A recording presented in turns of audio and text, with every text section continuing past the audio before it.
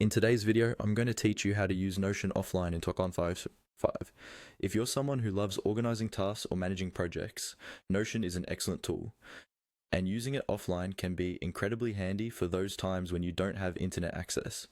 Now, let's jump into the steps to ensure you can take full advantage of Notion's offline capabilities. To get started, you'll first want to open up your favorite web browser and head to Google. In the search bar, type in Notion app and hit enter.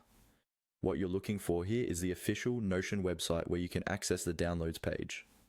Once you're there, you'll see options specific to different platforms. If you're using a Mac or a Windows system, you'll want to find the section labeled Desktop Apps for Mac and Windows. Next, click on the link that says Desktop Apps for Mac and Windows.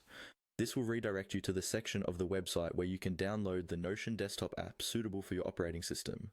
It's really important to download the desktop version because it's what enables offline working with Notion.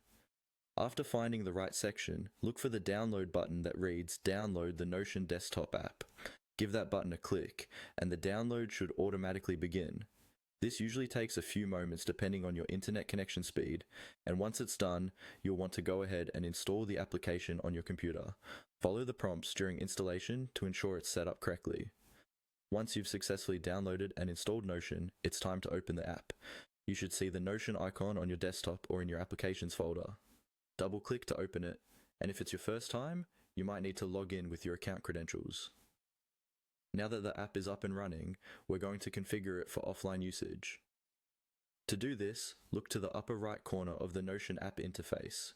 You'll notice 3 dots stacked vertically. This is your options menu. Click on those dots to reveal a drop-down menu, and you'll find an option labeled Available Offline.